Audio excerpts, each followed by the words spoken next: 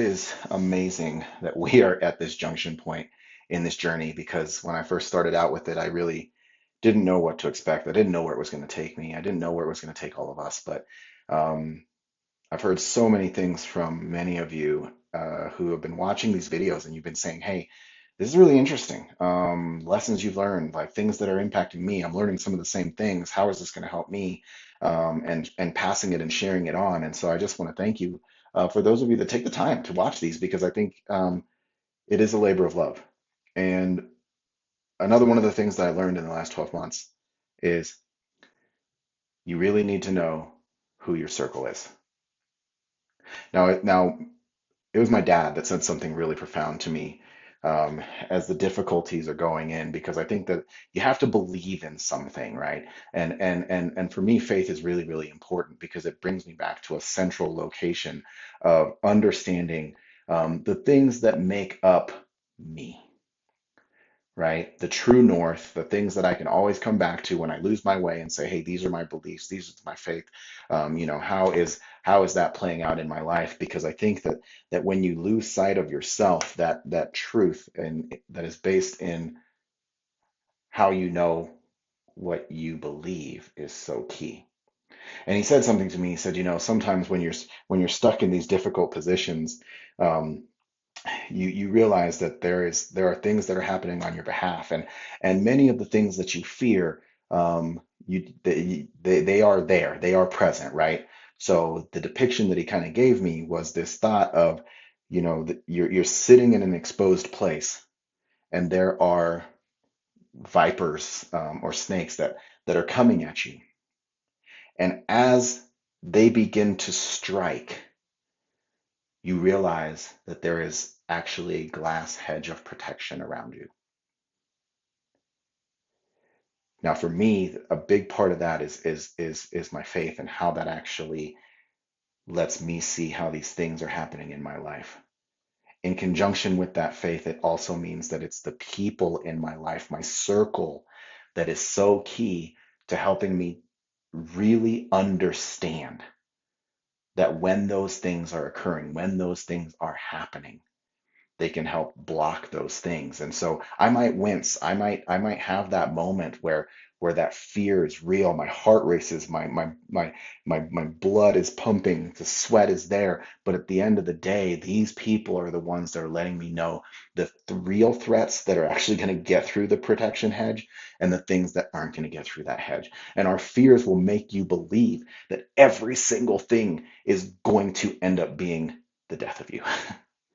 And maybe the death of you is something that's a little bit harsh in that sense. But I mean, at the moment, it feels like it's something that's going to take you completely out. So let's talk about your circle, the group. I believe that some of these rules apply in individual life as well as in business life. In a world where social media and and words can actually really hit a person at its core. There's a rule that was given to me by a really good friend of mine who's a mentor of mine, and he said, "Look, we call it the rule of five, and especially in a corporate environment, this is really key. And that is always make sure that you have five different people that you rely on, but never let anybody know any more than three of the people that are in your network. Always have a minimum of two silent partners."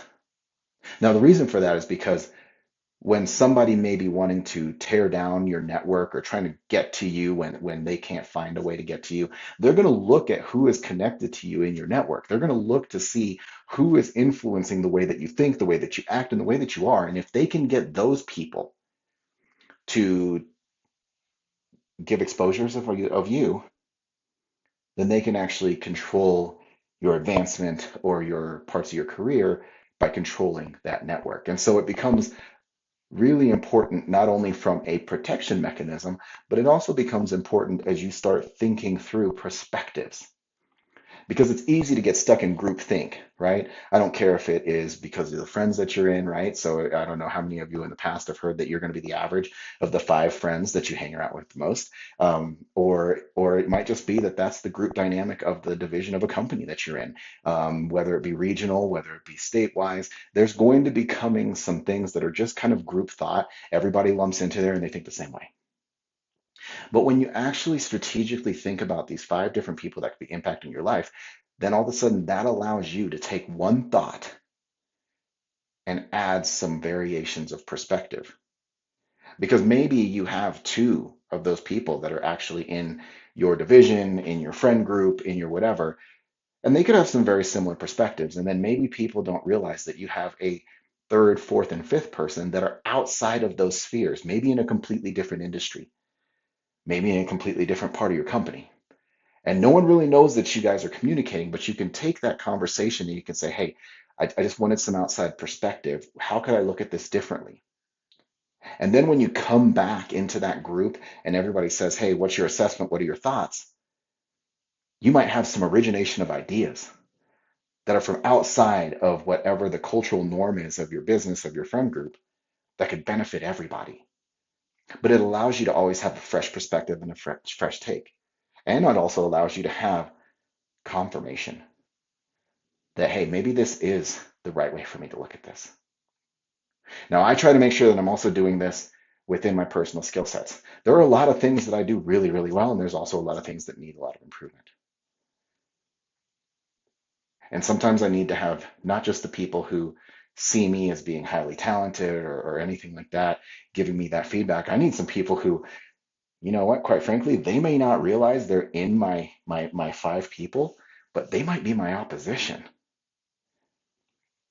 because I want to hear their critique of how they see me because that could be the way that I keep a checks and balances on myself. So I think a really big key is understanding that create a hedge of individuals, a hedge of the faith and philosophies that guide you around you, so that way when you feel yourself getting lost, you can come back to center and have a true north. So when it feels like the world is coming in against you and everything is turned against you and could actually feel like it's going to end your life, end your career, end your friendships, you have people that are also there as a piece of that to say, hey, you know what? No, no, no, I don't think that's real. I don't think that's true. I think you're going to be fine. I'm sorry you're going through this situation and this over here, but that's not the real threat, right? Because you might be able to still hold on to who you are, how you do things, and what you believe. It just might mean that in this one moment, there is a strike that's coming against you. You might flinch, it might graze you, it might hit you, but it's not going to kill you. So don't adjust your entire life like that one thing is going to completely alter the direction that you go. And at the same time, they might also see some things where they say, hey, we're looking at this opportunity that you're trying to evaluate. We look at your skill set, we look at the marketplace, and you know what? This might be a great time to jump because I think that your skill sets transfer over here, and that's going to give you an opportunity that you may not have ever seen. But I really think it's important that you have some protection mechanisms in place for yourself, psychologically, for your heart, for all those things. Know who's in your 5. Some of them might be your friends, some of them might not be. The rule of 5 is pretty unique, right? Let every people know about 3 people that are in your network. And then always have silent partners that you have that additional perspective. So with that, I hope this has been very helpful. I look forward to hearing more from you. We're almost done, but this is an amazing day. Thank you. Thank you for being on this ride with me. And believe me, there's a few more things that are coming out. But for right now, enjoy, and we'll talk soon.